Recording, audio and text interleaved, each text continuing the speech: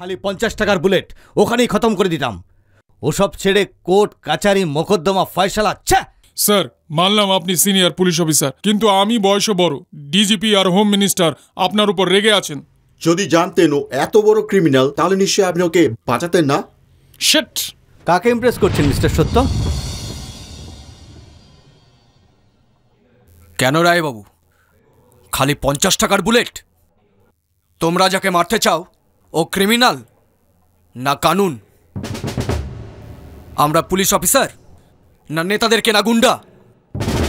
আরে আমি তো বলছি এনকাউন্টার হলো আমাদের অকর্মণ্যতার চিহ্ন। যাকে ধরতে পারি না, যেটা প্রমাণ করতে পারি না, তার উপরে গুলি চালানো কোন ট্রেনিং এ শেখানো হয়? কোন আইনে বলছে এনকাউন্টার বৈধ? অপরাধীকে মেরে কেউ আনন্দ করতে বলেনি, কিন্তু যারা এদের তৈরি করেছে তাদের ছাড়া মোটেই উচিত নয়। প্রত্যেক এনকাউন্টারের পেছনে কত পলিটিক্যাল ক্রিমিনাল বেঁচে যায় সেটা জানো কি তোমরা? রবিশঙ্কর, তোমার চাকরি জীবন 22 বছর আর বিশুর ক্রিমিনাল হিস্ট্রি 25 বছরের। যদি ওকে মারতেই হয় তাহলে কেন মারোনি বলো? 10-15 বছর আগে যদি ওকে মেরে দিতে তাহলে কত লোক ওর জুলুমের শিকার থেকে বেঁচে যেত। মিনিস্টারের লোক হলে সুরক্ষা দেবে, আর না হলে এনকাউন্টার করবে।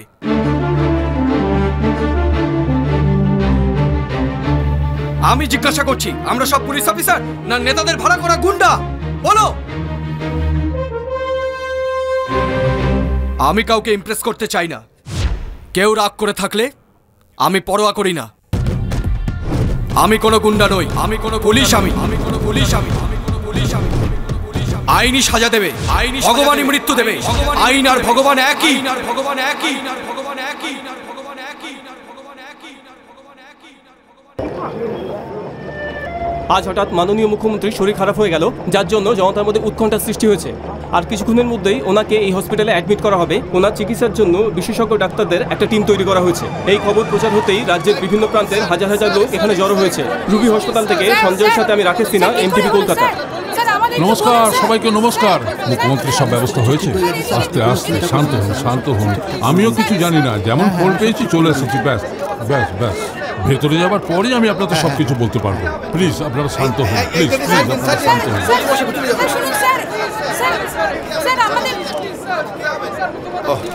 শুনুন, আপনার ধৈর্য ধরুন, ভয়ের কোনো কারণ নেই। মুখ্যমন্ত্রীর কিচ্ছু হবে না। আরে মদন ভাই, মুখ্যমন্ত্রীর শরীর অসুস্থ হওয়ার খবর সর্বপ্রথম আমি ভাই। আমি এখানে এসে সব ব্যবস্থা করে ফেলেছি। নমস্কার। মুখ্যমন্ত্রী এখন কোথায় আছে? আইসিইউতে না? আসলেই অ্যাডমিট করা হবে। মুখ্যমন্ত্রী এসে গেছেন।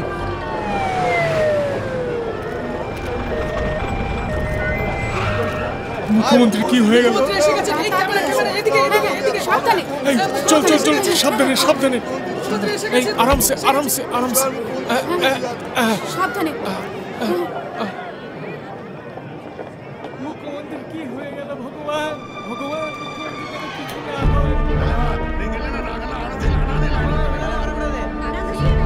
আপনারা এখানে দাঁড়ান, আইসিইউতে কেউ আসতে পারবেন না।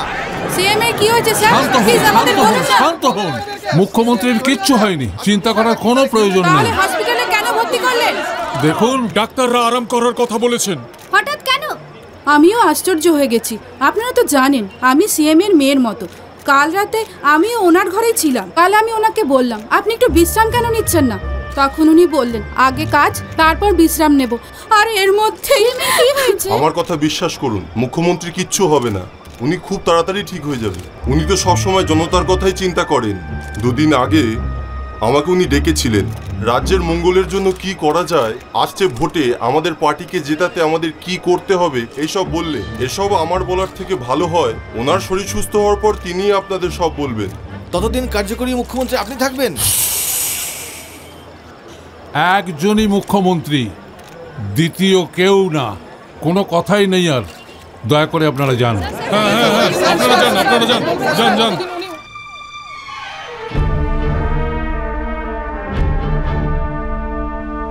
এই পিএ, আগে গিরিকে ফোন করো। আচ্ছা। না না না, সরকারের বিরুদ্ধে লিখতে আরম্ভ করলি, এর সাজা তোকে পেতেই হবে।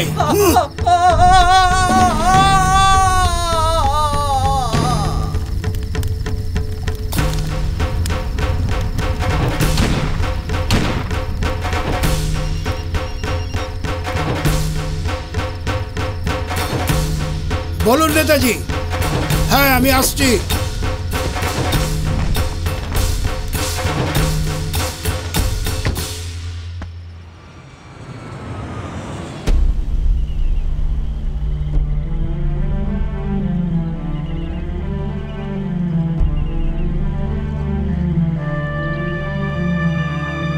দেখলি তো গিরি, বিগত 30 বছর ধরে সিএম খালি আমার সাথেই পরামর্শ করত, প্রত্যেক ব্যাপারে আমার সাথেই ডিসকাস করত। শুধু এটাই নয়, পারিবারিক ব্যাপারেও আমার সঙ্গে পরামর্শ করত। পরের সিএম আমি হব, এটা সবাই মনে করেছিল, আমিও মনে করেছিলাম। কিন্তু এখন অবস্থার পরিবর্তন হয়েছে। মিনিস্টার ভজন প্রসাদ, আমি মুখ্যমন্ত্রী হব। মিনিস্টার চন্দ্রমতি,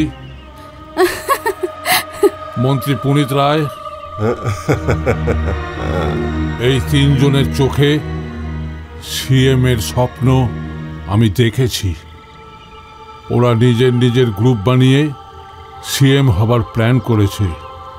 এই জন্য সিএম মরার পরে পদের জন্য নিজেদের মধ্যে লড়াই করে এই তিনজনকে মেরে আমি সিএম হবার থেকে ভালো সিএম জীবিত থাকতেই সব কটাকে ভোগে পাঠিয়ে দেবো।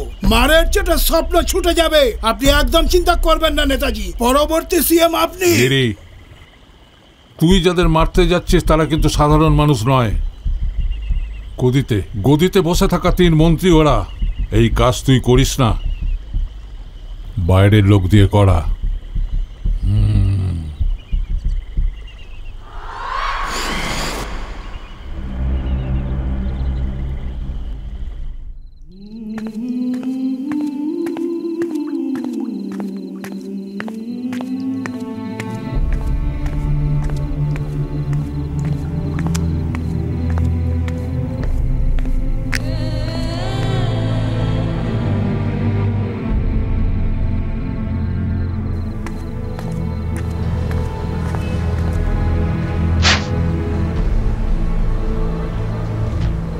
আজ রোমান্টিক মুডে আছে, শুতে যেতে দেরি করা যাবে না। এক্ষুনি আসছি জেনেবেন।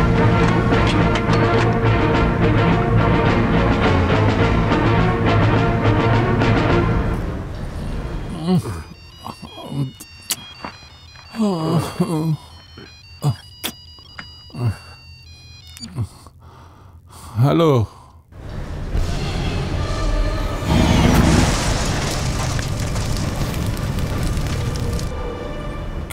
কি বললে? মরে গেছে মিনিস্টার ভজন প্রসাদ?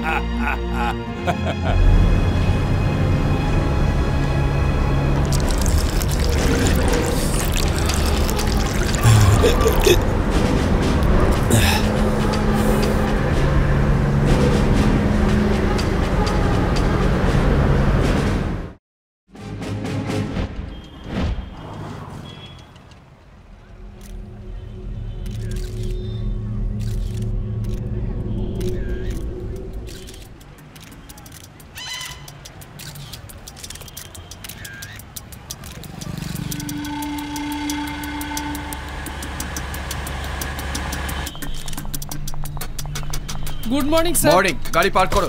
প্রেসের লোকেদের হাঁটাও, হাঁটাও, হাঁটাও, চলো চলো চলো। ফরেন্সিকের লোকেরা এসে গেছে না? হ্যাঁ স্যার।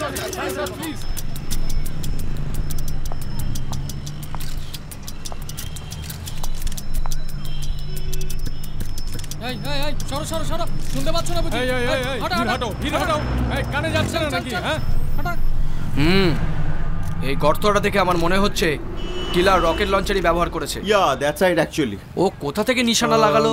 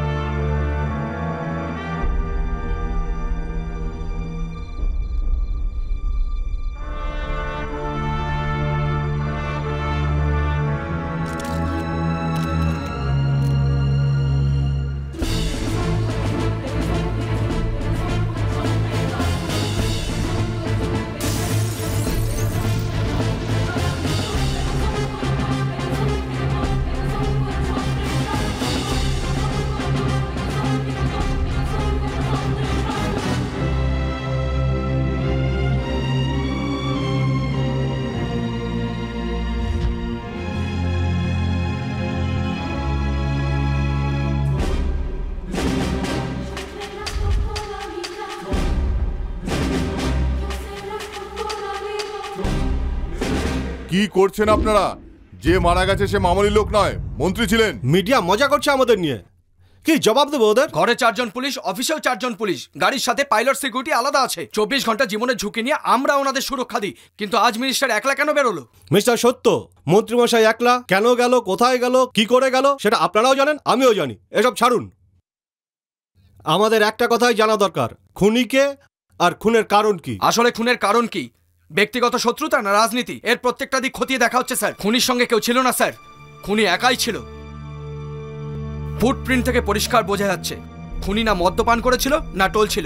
রেল স্টেশন জোনে যে আন্ডার কনস্ট্রাকশন আছে ওখান থেকে নিশানা লাগানো হয়েছে। মিনিস্টার ওই সময় ওখান দিয়ে যায় এবং একা যায়, এটা খুনি ভালো করেই জানে। খুনি ওনার উপর নজর রাখছিল অনেক দিন ধরেই, ওনার রক্ষিতার বাড়ি যাওয়ার সময়। Sir, it's a pre plan murder. খুন করার জন্য আনা ওয়েপন মিনি রকেট লঞ্চার, এটা এমনিতে কেউ পায় না। তো খুনি যে সে লোক নয় স্যার। কিন্তু একটা কথা সত্যি, আর সেটা হচ্ছে যে খুনি এই শহরেই আছে আর পাবলিকের মাঝে খুলেআম ঘুরে বেড়াচ্ছে।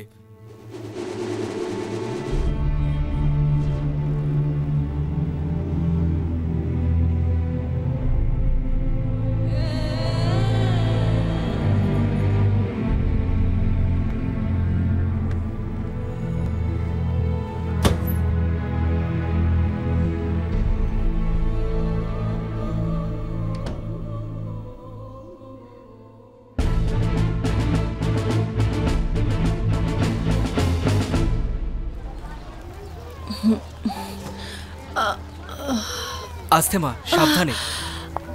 হ্যালো সত্য। Hello doctor. কেমন আছেন আপনি? এখন তো হাঁটতে পারছেন। আমি কোথায় হাঁটছি, আমার ছেলেই আমাকে হাঁটাচ্ছে। আয় সীমা, বাড়ি থেকে খাবার এনেছে। দেরি কেন হলো রে মা? পাংচার গাড়ি। ও আসুন আসুন, এখন আপনার ছেলে কেমন আছে? শরীর তো ভালোই আছে ডাক্তার সাহেব, কিন্তু বিছানা ভেজানোর অভ্যাসটা এখনো ছাড়িনি। কোনো ব্যাপার নয়, এটা তো সামান্য ব্যাপার। আমার মেয়েকে দেখছেন না, 8 বছর পর্যন্ত বিছানা ভিজাতো। মা, ওর থেকে তো তুই অনেক ভালো রে বাবা। ঠিক আছে ডক্টর, আমরা এখন আসি। হ্যাঁ হ্যাঁ ঠিক আছে। চুপ কর, হাসছে। এই যে নাও, চুপ কর, বদমাশ কোথাকার। বাবা যে কি করলে? আমার শত্রুর সামনে ও এখন আমাকে হাসাহাসি করবে। সীমা, আমি ভাবতে পারিনি যে ওর মা হাঁটতে পারবে। ওনার পুরো জীবন হুইল চেয়ারে কেটে যাবে বলে ভেবেছিলাম। ওনার ছেলের জন্য উনি আজ হাঁটছেন। আজকের দিনে নিজের বাবা মাকে সেবা করার মতো ছেলে কোথায়?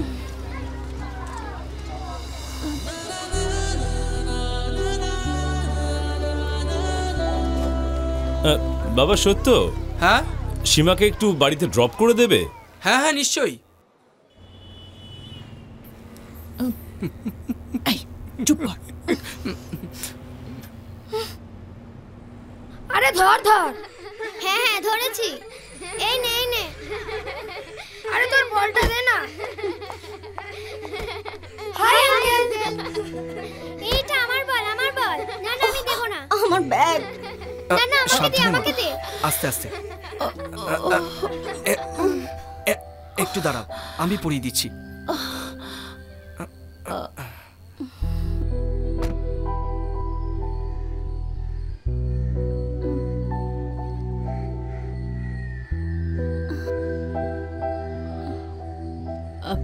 এই নাও তোমার ব্যাগ। Thank you aunty. মা সাবধানে মা।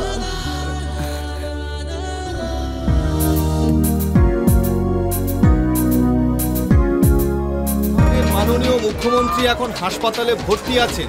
ওনার আরোগ্য কামনায় আর জনতার কল্যাণের কথা মাথায় রেখে আমাদের মাননীয় নারী কল্যাণ মন্ত্রী শ্রীমতী চন্দ্রমতী দেবীর নিজের উদ্যোগে আয়োজিত এই মহাযজ্ঞে সামিল হওয়া সমস্ত জনগণকে, বিশেষ করে সদস্যদের, ছোট বাচ্চাদের, মহিলাদের আর গুরুজনদের আমাদের পক্ষ থেকে জানাই হার্দিক অভিনন্দন।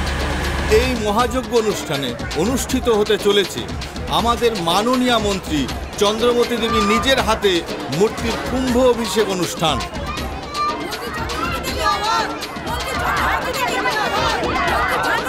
মন্ত্রী চন্দ্রমতী দেবী এসে গেছেন।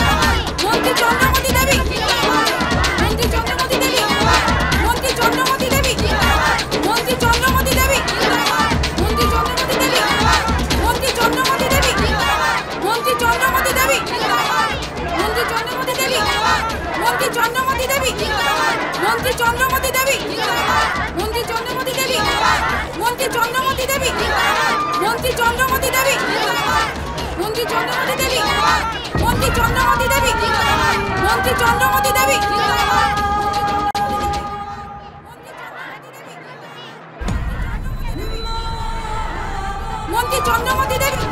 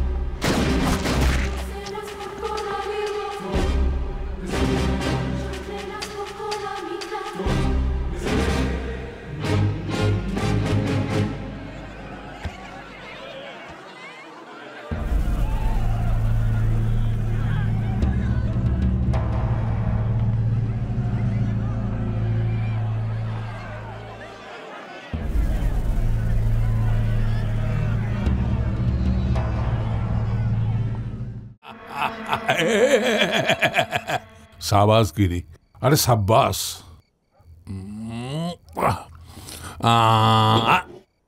আজ খুব খুশি আমি। কিন্তু আমি কিছুই করিনি নেতাজি। কেন? যে দুজন মন্ত্রী মারা গেছে আমি খুন করিনি। আপনার কথা মতো বাইরের থেকে লোক এনে প্ল্যান করেছিলাম, পুরো প্রস্তুত, কিন্তু মারনেওয়ালা আমার লোক নয় নেতাজি। আপনার মতো কেউ হয়তো সিএম এর পোস্টে বসতে চাইছে।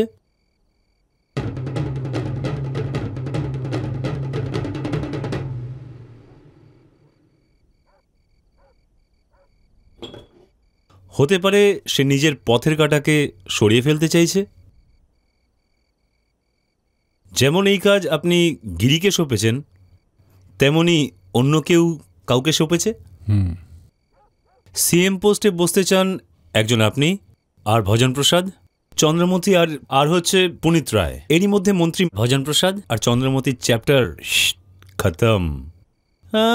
এটা কি হতে পারে না যে এটা পুনিত রায়ের প্ল্যান? সাপোজ এটা সত্যি হলে, I am sorry to say this sir, or next target আপনি হবেন।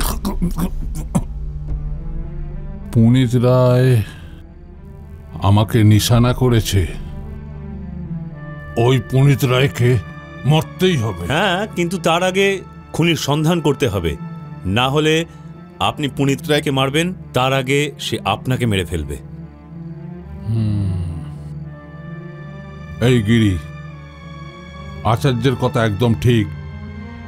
খুনির পাতা কর, ও যেই হোক। কত সুপারি এবং কার কাছ থেকে নিয়েছে ওটা জান, এটা জরুরি। জলদি কর। আপনি হোম মিনিস্টার, আপনার হাতে তো ডিপার্টমেন্ট আছে।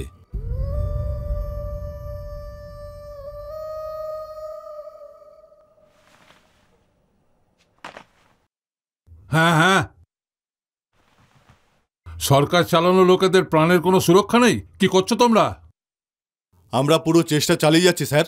হায় ভগবান, কেন আমার বিপি বাড়াচ্ছ? কি চেষ্টা করছো? সিএম আমাকে জিজ্ঞাসা করছে। না স্যার, যত তাড়াতাড়ি চুপ সম্ভব। করো। তুমি রাজ্যের হোম মিনিস্টারের সঙ্গে কথা বলছো, কোনো মিডিয়ার সাথে নয়। যদি আমাকে কেউ মেরে দেয় তো পার্টির পতাকা উড়িয়ে, টুপি খুলে, আমাকে বন্দুকের সম্মান দিয়ে রাষ্ট্র সম্মানের সহিত আমার অন্তিম সৎকার করে হাত ঝাড়তে ঝাড়তে চলে যাবে তোমরা। দেখো দেখো দেখো, ওই এসিপি আছে না, যদি আমি ওকে কোনো অর্ডার দিই তো রাগের মাথায় আটকে দেবে, আর তো কিছু করতে পারবে না। স্যার, আমার মনে হয় এটাই। স্যার, এই তুমি চুপ করো। ওই এসিপি কিছু বলতে চাইছে, তুমি বলো বলো বলো। এই যে দুটো মার্ডার হয়েছে, এর দুটোই রাজনৈতিক খুন হতে পারে স্যার। তোমার সন্দেহের কোনো কারণ? স্যার, মরে যাওয়া দুই মন্ত্রী পরবর্তী সিএম এর দাবিদার ছিল, এটা তো আপনিও জানেন। এই খুন সেই করেছে যার এই ব্যাপারটা পছন্দ নয়। স্যার, এই দিক থেকে দেখতে গেলে মন্ত্রীদের মারার কারণ এটাই হতে পারে এটা মাথায় রেখে কাজ করলে খুনিকে ধরে ফেলা যাবে, কিন্তু আপনার স্পেশাল পারমিশন ছাড়া অন্যান্য মন্ত্রীদের জিজ্ঞাসাবাদ সম্ভব নয়। জিজ্ঞাসাবাদ করো, যাদের ওপর তোমার সন্দেহ হয় ওদের সবাইকে ধরো।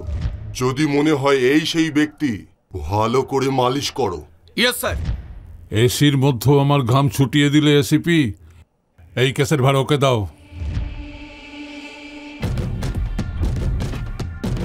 স্যার, এটা ঘটনাস্থলে পাওয়া গেছে।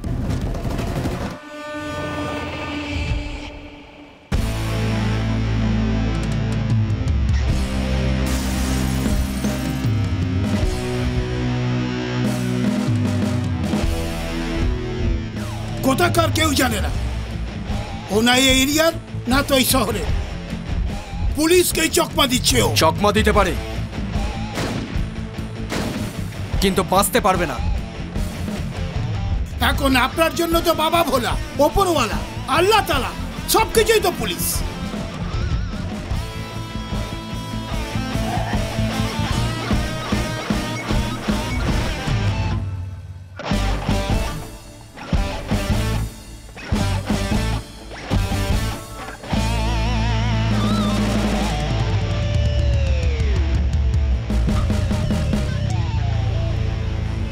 আরে পুলিশ অফিসার, ওখানে গিয়ে এনকোয়ারি না করে ওর কাছে সরাসরি জবাব না চেয়ে আমাদের পেছনে লেগেছো তোমরা। আমরাই সরকার চালাচ্ছি, তুমি জানো তো আমাদের কাছে চালাকি চলবে না।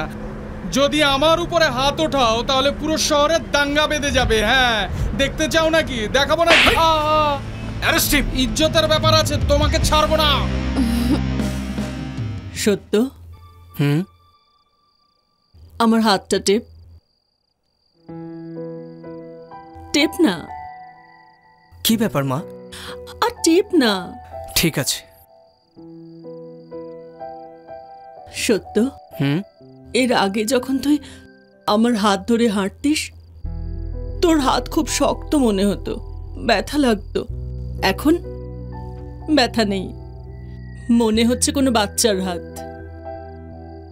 গুরুজনরা এটা বলে, যখন কোনো মেয়েকে মনে ধরে তখন দেহ মন নরম হয়ে যায়। কি বলছো মা? দেখ বাবা, তোর জীবন সঙ্গিনী যেই হবে ভালোই হবে। যখনই ওকে দেখাতে চাইবি আমাকে দেখাবি, যখনই মনে হবে বিয়ে করে নিবি।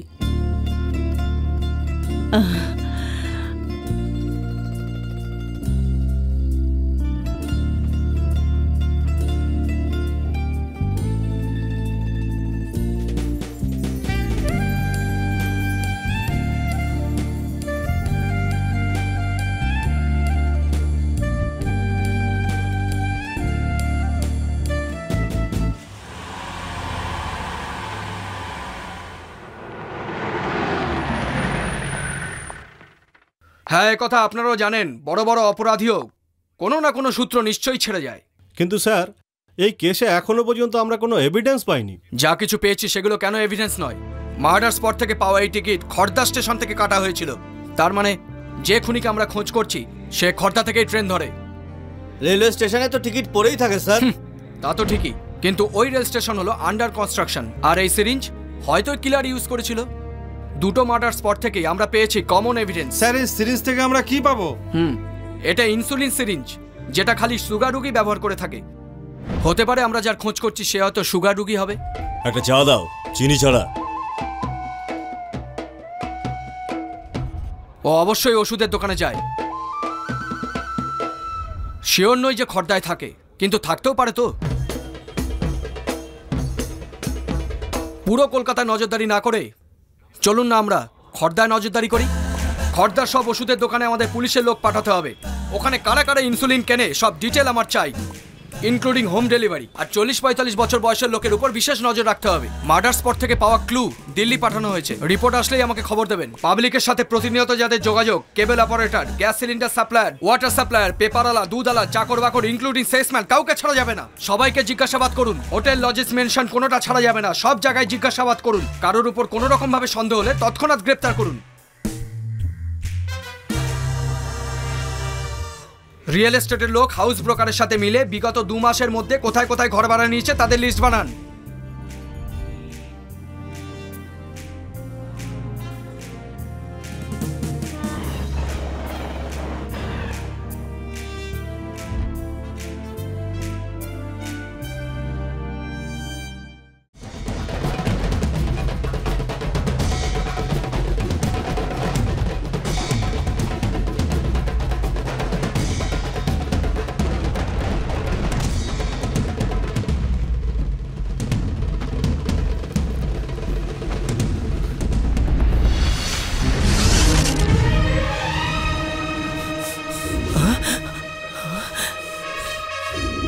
ইন্সপেক্টর প্রতাপ সিনহা। ধরো সবাইকে, চামড়া গুটিয়ে দে।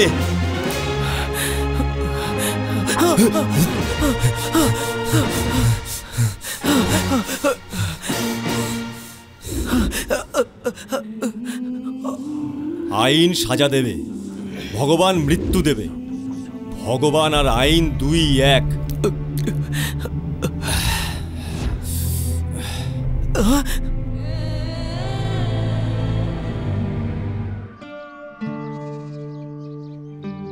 সত্য, সত্য বাবা, স্কুলের টাইম হয়ে গেছে, উঠে পড়ো। শোনো, ওকে একটু উঠিয়ে দাও না। হ্যাঁ বাবা, ভয় পেয়েছে, ভয় পেয়েছে। তুই তো আমাকে ভয় পাইয়ে দিলি রে।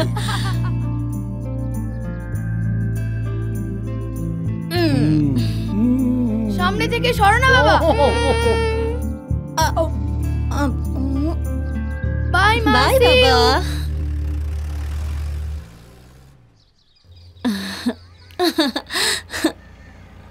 এই নাও বাবা, ভালো করে পড়াশোনা করবে। বাই।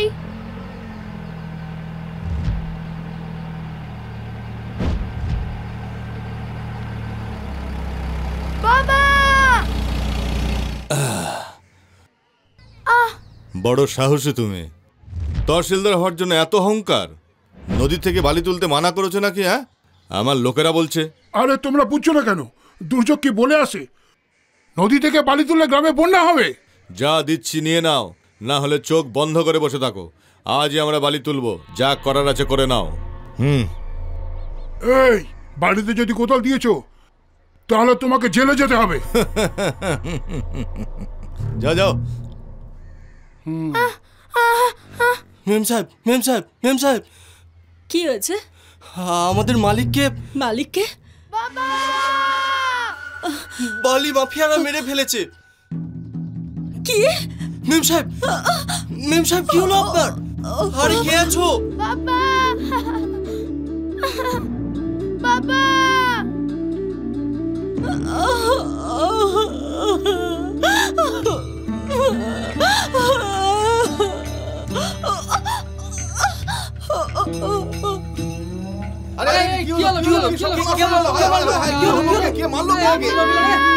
আরে তহসিলদারের ছেলে সত্য আসছে।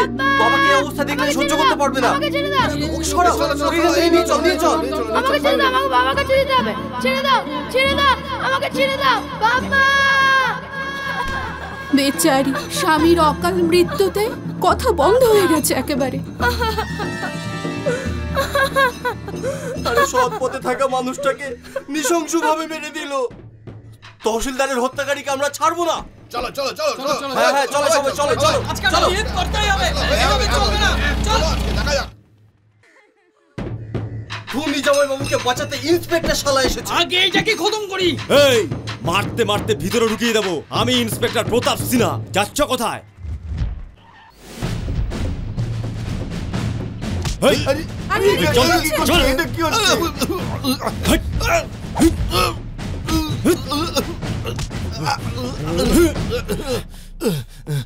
না না শালা বাবু, আমি আমি শুধু তোমার জামাইবাবুই নই। এই চিল্লাবে না একদম। এটা তোমার বাড়ি নয়, পুলিশ পুলিশ স্টেশন। তোমার বাচ্চার যদি একটু আঁচল লেগে যায় তাহলে কেমন ছটপট করো? রক্তের একটা ফোঁটা দেখলে লাফালাফি করো। তহসিলদারকে কোদাল দিয়ে খুন করেছে। মাথা ফেটে ঘিলু বাইরে, চোখ বাইরে। সেট কত সৎ মানুষ ছিল জানো? এই অবস্থায় দেখে ওর বউ, ওর বাচ্চা কেমন ডুকরে ডুকরে কেঁদেছে। এটা শুনে তো যে কারো মাথা খারাপ হয়ে যাবে। এর উপর দিয়ে কি বয়ে গেল যে 12 বছর বয়সে খুন করতে বেরিয়ে গেছে। হাতিয়ার ফেলো। অস্ত্র হাতে নিয়ে এই যোদ্ধা হয়ে গেলে নাকি? চামড়া গুটিয়ে দেব। বিশ্বাস রাখতে হবে, ভগবানের মতোই আইনেও বিশ্বাস রাখতে হবে, আমাদের মতো পুলিশের ওপরেও। ওকে মারলে মরা লোক ফিরে আসবে? এই এদিকে এসো। তোমার বাবা কি ফিরে আসবে? কিছুক্ষণের মাথা গরমের জন্যে শুধু কটা প্রাণই যাবে না, তোমার জীবন, তোমার মানবিকতা আর তোমার বাবার যে তোমার উপর বিশ্বাস সেটাও নষ্ট হয়ে যাবে। আইন সাজা দেবে, ভগবান মৃত্যু দেবে। ভগবান আর আইন দুই এক, মনে থাকবে তো? কিছু করে দেখাও দুনিয়ায়, বাবার মতো সৎ মানুষ হয়ে দেখাবে। যাও যাও গিয়ে মায়ের খেয়াল রাখো গিয়ে। এই খুনির ব্যবস্থা আমিই করছি। বাবা, পরিবারের কোনো একজনের যদি কিছু হয় তাহলে পুরো পরিবারটাই দুঃখ পায় না? ঠিক পুলিশের পরিবারও সেরকমই, জোটবদ্ধ হয়ে বিশ্বাস নিয়ে থাকতে হয়, কারণ আইন আর ভগবান একই। ও পাগল স্যার, পাগলের মতো আমায় গ্রেফতার করেছে প্রতাপ সিনহা, এক্স পুলিশম্যান। নদিয়ায় 3 বছর, 24 পরগনায় 3 বছর, মেদিনীপুরে 4 বছর, বীরভূমে 5 বছর, সিএম থেকে অ্যাওয়ার্ড, পিএম থেকে রিওয়ার্ড। 15 বছরের চাকরি জীবনে কোনো কলঙ্ক ছাড়াই নিষ্ঠার সঙ্গে কর্তব্য পালন করা পুলিশ অফিসার আমি। আরে আমাকে তাহলে আপনি চাকরি কেন ছাড়লাম সেটাই জিজ্ঞেস করবেন তো? হ্যাঁ, আমি ছাড়লাম। ঘুমের থেকে উঠেই আসামি চেহারা দেখতে হতো, চোরের ঘরে গিয়ে নিষ্ঠার সাথে কর্তব্য পালন করতে হতো, খুন, ডাকাতি, বলাৎকার এদেরকে ফেস করতে হতো। এইসব দেখতে দেখতে আমার মাথা খারাপ হয়ে গেল। ভালো লাগতো না, আমার কিছুই ভালো লাগতো না। খাকি পোশাক তো ভালো লাগতো, কিন্তু অস্ত্র দেখলে আমার কেমন ঘৃণা লাগতো। ভালো মানুষকেও সন্দেহের চোখে দেখা পুলিশের এই অভ্যাস আমার ভালো লাগতো না। কিন্তু ঘটনাস্থলে আমি কি করে পৌঁছালাম এটাই জিজ্ঞেস করছেন তো? তাই তো, এটা তো আমিও জিজ্ঞাসা করছি। ঘটনাস্থলে আমি কি করে গেলাম? পুলিশের ইনভেস্টিগেশন কি বলছে আমি জানি না। ফ্লাইট টিকিট লিস্টে কি আমার নাম আছে, নাকি আমার পকেট থেকে পুলিশ বোর্ডিং পাস পেয়েছে? এয়ারপোর্টে কত লোক যাওয়া আসা করছে, তাদের মধ্যে একজনে কি শনাক্ত করেছে যে আমি খুনি? করেনি তো। ওখানে কেউ কাউকে মেরে ফেলেছে, তখন কি করা উচিত? নাম্বার 1, জিজ্ঞাসাবাদ করতে হবে। 2, ফিঙ্গার প্রিন্টস নেওয়া দরকার। 3, ওখানে চক দিয়ে মার্ক করতে হবে। 4, পুলিশের কুকুর এনে ছেড়ে দেওয়া দরকার ছিল। যখন খুনিকে ও ধরতে পারলো না তখন কুকুর তো পারতো। রাস্তা দিয়ে হেঁটে যাওয়া লোককে জবরদস্তি হাত করা পড়ালে সে কি তাহলে খুনি হয়ে যাবে? জজ সাহেব, কালো কোট পরা উকিলদের জবরদস্তি কাঠগড়ায় দাঁড় করিয়ে যদি উল্টো পাল্টা প্রশ্ন করা হয় তাহলে ওদের কেমন লাগবে? মনে বড় আঘাত লাগে স্যার।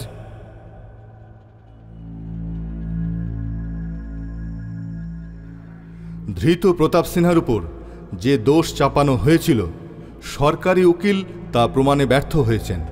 শুধু ঘটনাস্থলে থাকা মানে কাউকে অপরাধী বলা যাবে না। সেই জন্য এই আদালত ধৃত প্রতাপ সিনহাকে জামিনে ছাড়ার আদেশ দিচ্ছে। এই জামিন কিসের জন্যে? কিসের জন্যে এই জামিন? সরি স্যার, এই জামিন কিসের জন্যে? ছেড়ে দিন স্যার, তদন্তে সাহায্য করতে হবে। এখানে সই সেখানে সই, বাইরে যেতে হলে কবে যাবে, কোথায় যাবে, কিভাবে যাবে, এরকম হাজারো প্রশ্ন উঠবে। এই জামিন কিসের জন্য? 15 বছর চাকরি করে যে সম্মান আমি অর্জন করেছি, এরা 15 মিনিটের মধ্যে ধুলোয় মিশিয়ে দিল। রিমান্ডে পাঠান স্যার, 14 দিনের রিমান্ডে পাঠান। হুকুম দিন যেন পুলিশ পুরো তদন্ত করে। নির্দোষ হলে ছাড়া পাবো, আর দোষী হলে ফাঁসি দেবে।